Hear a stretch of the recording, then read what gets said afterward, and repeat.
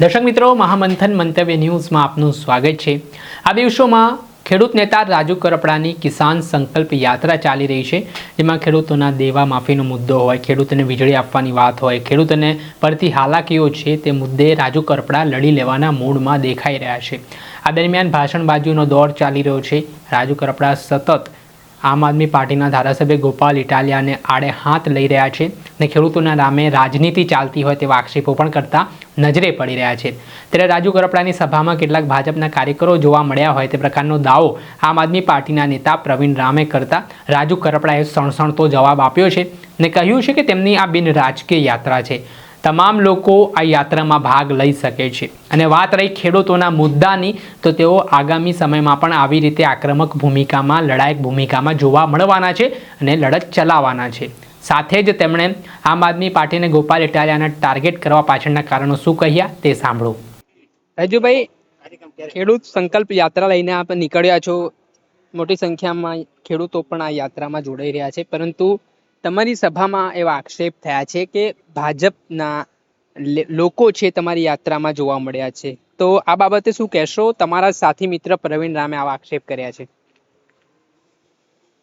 મુદ્દાની વાત એ છે કે મેં યાત્રાની શરૂઆત પહેલા કહેલું, હજુ પણ કહું છું, ભવિષ્યમાં પણ જ્યારે પણ યાત્રા હું ખેડૂતોની લઈને નીકળું ત્યારે કોઈ પણ રાજકીય પાર્ટીના નેતા અથવા કાર્યકર્તા પોતાની પાર્ટીનો ખેસ ઘરે મૂકી અને ખેડૂતો માટે જો લાગણી હોય, ખેડૂતો માટે પ્રેમ હોય, તો ખેડૂતોની સભામાં, અમારી યાત્રામાં સ્વાગત સન્માન માટે આવે, યાત્રામાં સભામાં નીચે ખુરશી પર બેસી અને સભા સાંભળે।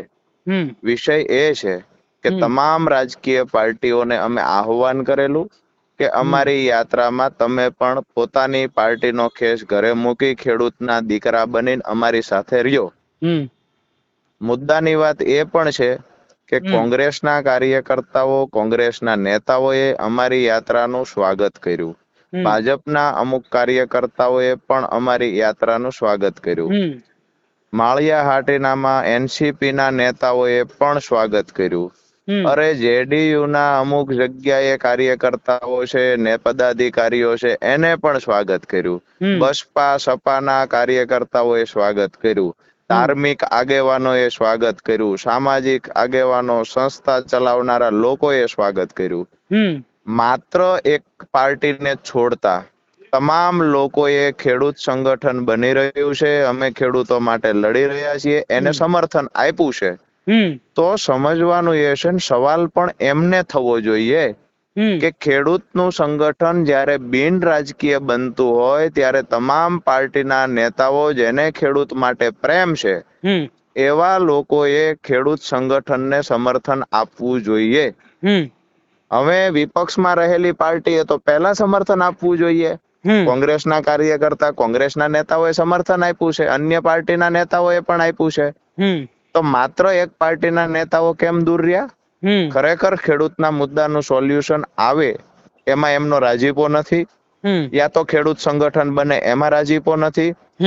હું કોઈ રાજકીય પાર્ટીમાં જોડાઈ ગયો હોય ત્યાર પછી એમને ન અવાય, પણ જ્યારે અત્યારે કોઈ પાર્ટીમાં જોડાયા નથી, ખેડૂતો માટે લડીએ, ખેડૂતોને એકઠા કરીએ છીએ, તો એ સમયે સમર્થન આપવાની જગ્યાએ ખેડૂતના સંગઠન બની રહ્યું છે એને બનતા પહેલા તોડવાના પ્રયત્ન કોણ કરે છે? આ માણસોને પણ અમે ગુજરાતના ખેડૂત ઓળખી ગયા છે અને આવનાર સમયમાં જે કાંઈ સંગઠનને તોડવાના પ્રયત્ન કર્યા છે એ લોકોએ ભોગવવું પણ પડશે। અહીંયાથી તુલસી શ્યામથી યાત્રાની શરૂઆત થઈ, હજારોની સંખ્યામાં ખેડૂતો જોડાયા, તમને કોને એ અધિકાર આપ્યો છે કે તમે ખેડૂતને પણ કોઈ પાર્ટીના ગુલામ બતાવી શકો? એવું કહેવામાં આવે ભાજપી ખેડૂત, એવું કહેવામાં આવે કોંગ્રેસી ખેડૂત। અરે હું દાવા સાથે કહું છું કે આવડી ટ્રેક્ટર રેલી ભાજપના નેતા કે અમારે ત્યાં સ્થાનિક કોઈ નેતા હોય તો આવડી ટ્રેક્ટર રેલી એમને પણ ક્યારેય નથી કાઢી, અને મારા રેલીમાં આવેલા ખેડૂતને તમને કોને અધિકાર આપ્યો કે તમે એને ભાજપી બતાવી શકો? ખેડૂત હોય છે ને જગતનો બાપ છે, કોઈ રાજકીય પાર્ટીની પ્રોપર્ટી નથી। રાજુ કરપડા ભેગા ઉભેલા ખેડૂત એટલે કોઈ પાર્ટીના ખેડૂત? એટલે એના કરતા રાજુ કરપડા જે લડાઈ લડે છે એને સમર્થન આપવું જોઈએ। જે ખેડૂતોને એકઠા કરે છે તો એમાં વિપક્ષમાં રહેલી પાર્ટીઓએ રાજીપો વ્યક્ત કરવો જોઈએ, ચિંતા સરકારને હોવી જોઈએ। અને આવનાર સમયમાં ચિંતા અમે સરકારમાં ઊભી પણ કરાવશું. પરંતુ આમ આદમી પાર્ટીના નેતાઓ જ્યારથી યાત્રા કાઢી ત્યારથી કૂટ્યા કરે છે પેટ. શું કામ એવું કરે છે? અને માત્ર હું એક બે નેતાની વાત નથી કરતો, આ તો રમકડા છે બધા, જેના હાથમાં રિમોટ છે એમને કહીએ છીએ તમારામાં તાકાત હોય ખેડૂતોના મુદ્દે લડો ને. અત્યારે માવઠું થયું, એક પણ જગ્યાએ કેમ રજૂઆત આમ આદમી પાર્ટી તરફથી ન થઈ? રાજુ કરપડા 4.5 મહિના જેલમાં રહ્યો છે, એ વખતે પણ ખેડૂતોને નુકસાન હતું, કમોસમી વરસાદથી કેમ રજૂઆત ન થઈ? રાજુ કરપડા બહાર હતો ત્યારે દરેક મુદ્દે ખાતર ન મળતું હોય તો એ ધરણા કરતા, આવેદનો આપતા હતા. રાજુ કરપડા પાર્ટીમાં હતા ત્યારે ખેડૂતને જ્યારે પણ કોઈ વિકટ પરિસ્થિતિ આવે ત્યારે એની સાથે ઉભા રહેતા. રાજુ કરપડાના રાજીનામા પછી એક પણ ખેડૂતને લઈને કાર્યક્રમ, અત્યારે ખેડૂતની વાતો થાય છે, સ્ટેજ પરથી વાતો થાય, સહાનુભૂતિ દેખાડે છે.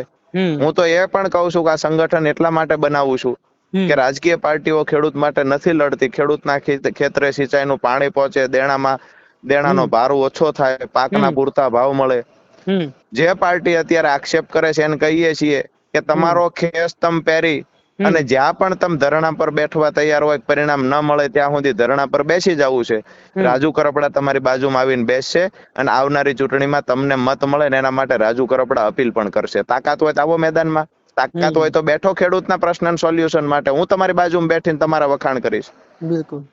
વિષય એ છે ખેડૂતોને ગુમરાહ કરી ખેડૂતનું સંગઠન બની રહ્યું છે અને તોડવાના જે પ્રયત્ન થાય છે, તો વિનંતી હાથ જોડીને કરું છું કે અમારા ખેડૂત કોઈ રાજકીય નથી, અમને રાજકીય નિવેદનો કરતા નથી આવડતું. અમે તો એટલી વિનંતી કરીએ, અમે જગતના બાપ છીએ, લાચાર છીએ, દેણાદાર છીએ. અમારી પાસે સંગઠન બનાવીને લડવા સિવાય કોઈ ઓપ્શન નથી, તો અમે સંગઠન બનાવી રહ્યા છીએ અને હજારો ખેડૂતો આજ રાજુ કરપડાના ખંભે હાથ મૂકીને ઉભા છે. દળની અંદર પણ તમે જોયું, હજારોની સંખ્યામાં બહેનોએ આશીર્વાદ દીધા. તમામ જ્ઞાતિ, તમામ સમાજના બહેનો ખૂબ મોટી સંખ્યામાં ઉપસ્થિત રહ્યા. તો હું વિનંતી કરું છું કે કોઈ પણ રીતે ખેડૂત સંગઠનને મજબૂત બને એવા પ્રયત્ન થવા જોઈએ, એને તોડવાના પ્રયત્ન કોઈ ન કરે. આ હાથ જોડીને વિનંતી કરીએ છીએ અને આવનાર સમયમાં જો આવા પ્રયત્ન થશે તો અમે જગતના બાપ છીએ, પરચો પણ બતાવશું, એ વિનંતી સાથે ચીમકી પણ આપીએ છીએ. આપણે સાંભળ્યા હતા ખેડૂત નેતા રાજુ કરપડા. તેઓનું કહેવું છે કે આમ આદમી પાર્ટી પણ જો ખેડૂતો માટે લડત ચલાવે, ખેડૂતોના જે નુકસાની થઈ છે પાક સર્વે મામલે તે મુદ્દે આંદોલન કરે તો રાજુ કરપડા પણ એક બાજુ તમામ બાબતો મૂકીને ખેડૂતોની લડાઈમાં આમ આદમી પાર્ટી સાથે રહેશે. પરંતુ જો ખેડૂતોના નામે રાજકીય રોટલા સેંકવામાં આવશે, ખેડૂતોને ગુમરાહ કરવામાં આવશે, તો એ કદી પણ સાંખી લેવામાં નહીં આવે. ને તેમણે કહ્યું કે આમ આદમી પાર્ટીના લોકો ભાજપ કરતાં વધારે વિરોધ મારું કરે છે, તેના કારણે હું આમ આદમી પાર્ટીના નેતાઓ પર પ્રહાર કરું છું. તે પ્રકારે તેમણે ફોડ પોતાની વાતમાં પાડ્યો છે. જેના જ કારણે હવે જે રીતે નિવેદનબાજીઓનો દોર જોવા મળી રહ્યો છે, આક્ષેપ પ્રતિ આક્ષેપ જોવા મળી રહ્યા છે, તેને લઈને રાજનીતિ ગરમ થઈ છે. દર્શક મિત્રો, આવા જ નવા વિડીયો સાથે આપણે માહિતગાર કરતા રહીશું, એટલે મહામંથન મંતવ્ય ન્યૂઝ જોતા રહો.